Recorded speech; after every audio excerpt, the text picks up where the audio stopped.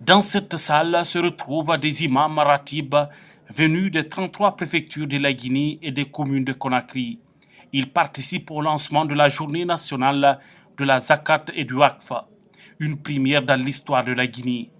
Cette initiative consiste à rappeler le rôle et l'importance de la Zakat, qui est l'un des 5 piliers de l'islam. La Zakat d'abord a un objectif de réduire la pauvreté et de renforcer les liens de solidarité, fraternité entre les riches et les pauvres. Donc ça améliore les conditions de vie de nos couches vulnérables, à savoir les mendiants, les personnes à mobilité réduite, les personnes affectées par des maladies chroniques qui ne peuvent pas assurer leur propre prise en charge. Donc ce zakat-là est destiné à eux. C'est la première fois que le secrétariat arrive à mobiliser plus d'1 milliard. Et ce milliard-là va être distribué aux ayants droit qui ont la nécessité aujourd'hui d'avoir l'assistance de l'État. L'institutionnalisation de cette journée dédiée à la Zakat a un enjeu capital.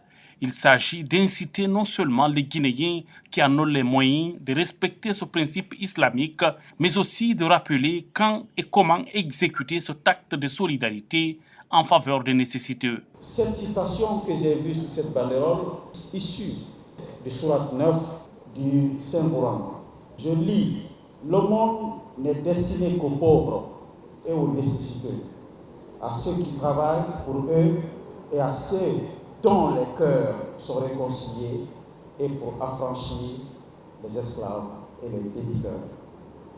Et sur le chemin de Dieu, et pour le voyageur, une obligation de Dieu. Dieu est omniscient et sage. Fin de citation. C'est pourquoi, distingués invités, c'est pour moi une occasion de remercier les initiateurs de cette journée. Une journée qui s'inscrira dorénavant dans les annales de l'histoire de notre pays. Et je prie Dieu, le tout miséricordieux, de combler le cœur des Guinéens. Et combler le cœur des Guinéens de joie, de bonheur et d'amour les uns pour les autres. Et les opérateurs économiques dignement représentés par M. le Président de la Chambre de commerce ont pris l'engagement d'aller et de respecter ce qui est écrit au tableau devant nous tous. Il y a des nécessités en Guinée. Ça ne sert à rien de prendre ce qui peut être donné aux nécessités guinéennes pour aller donner aux nécessités d'autres pays. Parce que notre pays en a besoin. Comme l'exige notre devise, exige la solidarité. Et la solidarité est un facteur extrêmement important pour le développement d'un pays.